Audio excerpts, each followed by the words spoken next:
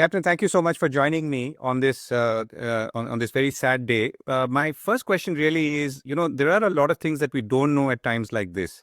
So one is, what are those things that we don't know? Secondly, what are the things that we should not be speculating about, particularly at time? And the reason I'm asking all these questions is that all of us are constantly taking flights, including on Dreamliners or Boeing aircraft and so on. And we should not be obviously interpreting things which we don't know about, and thus forming conclusions which we should not be. Govind, that's a very, very pertinent point that you've picked up. Firstly, any kind of speculation. We understand that the public at large would like to know exactly what has happened, but we are constrained to let them know that unless we have the DFDR data, it would be very difficult. And often, as we've seen, when we think looking at a video clip and with a lot of people claiming to be expert trying to say that this is what has happened, invariably that's the wrong kind of conclusion that you reach. Secondly, like you very rightly said, there is a post-traumatic stress disorder that sets in, not just amongst the pilots, the traveling passengers as well. Now, what we need to assure them, or rather, we need to tell them the facts that just because a particular airplane or an airline has had an issue, that does not mean that the entire airline is bad or a set of airplanes are bad. There have to be very measured attributes that come out, which the manufacturer would say that I need to ground these airplanes. Only then there is an issue with that airplane or that airline as per se. Otherwise, we just should wait for the authorities, because it's not something that can be written off very easily. There would be the Boeing company that would be involved. There would be the FAA, there would be the NTSB, and probably the AAIB from India. So if we were to sort of think of what are the areas where problems could happen. So one is the aircraft itself, which is to do with the manufacturer. The second is to do with the airline, and that could be to do with maintenance. Third could be to do with, let's say, the preconditions or conditions at that time, which is more to do with weather and so on. Would I have covered all the aspects, or are there other things that people should keep in mind? No, what you've pretty much covered everything. The weather. Now, there is a limited amount that you can control the weather. And be rest assured that if the weather is not good for flying, no pilot will take off. It's very clear. The discretion lies with the pilot. So it would be very difficult to find somebody who's going to do a takeoff in a weather that's inclement for flying. Having said that, these airplanes can handle weather very, very easily. I mean, what you think is bad weather might not be really anything at all. And as far as technical checks are concerned, now that again is outside the purview of passengers.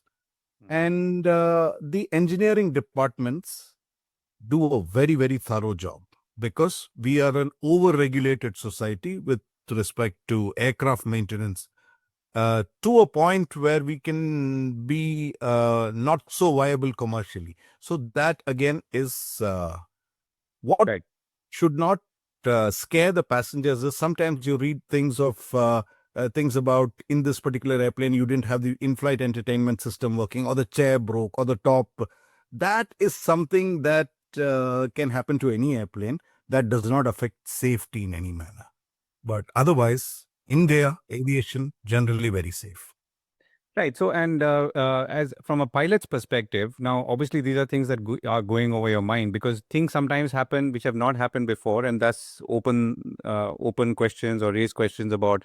It could be to do with aircraft structural issues. It could be to do with some dramatic weather changes, which, let's say, an aircraft is not able to respond to, or some other aspect, which could be to do with some cockpit either error or some.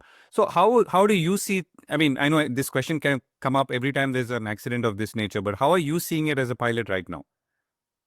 As a pilot, I sympathize with the crew of this airplane, because what is coming out within our groups, our peer groups, is that he lost thrust on both the engines, or both the engines were not developing power. In such a scenario, no matter how good a pilot you are, you have very, very limited resources. And it has happened at around 600 feet. There is no way that an airplane of the stature of the 787 can make a 180-degree turn and come back to the airport. He had no option but to go straight ahead. Now, having said that, we are all looking at certain things that Boeing has not been doing correctly or has been the news for the wrongest of reasons. And our thoughts are now going back into, after that shock effect, are going into, can we take a relook at what the whistleblowers at Boeing were speaking about?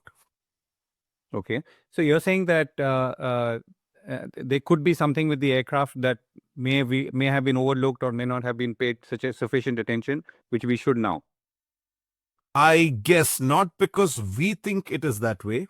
It is because too many whistleblowers from Boeing have been coming out and saying that, hey, everything may not be as good as it sounds with the 787 program. And it's all over the net. It's in the public domain. So that is something that we must give credence to, at least post this particular incident. So when you say give credence, you mean what? What should we, how, I mean, again, as a layperson, how should I be thinking about it, if I should? No, just as a layperson, it would be, a good to know kind of thing. But as a manufacturer or rather a customer buying these airplanes, sometimes these are, commercial reasons sometimes override. If you get a great deal from Boeing and Airbus is its competitor, so sometimes these deals are made based on commercial interests alone, or rather overriding commercial interests. So that is something that now that this incident has happened, we must take a look at what were those people saying at Boeing, because Boeing has a history of this. The 737 Maxes didn't cover themselves in glory either. Sure. So the other factor is that anytime there's an investigation, it has to be completely transparent so that the public at large come to know exactly what the problem was and what risk mitigation factors have been included so as to avoid this the next time. Right. And last question, in a way, sort of circling back once again, is that if as a frequent flyer or a lot of frequent flyers watch this, watch and listen to the core report, any message to them from you as a pilot? Well, nothing to be worried about. Absolutely. Just go about these unfortunate incidents do happen once in a while. And I do not want to sound that I'm underplaying the incident. It's a very tragic incident, but this is what sometimes happens in aviation, despite it being one of the safest mode of travel. So I don't think this should make an overriding effect on your mind with regard to your travel on wide body airplanes or any airplanes for that matter is concerned. Captain Thomas, thank you so much for joining me.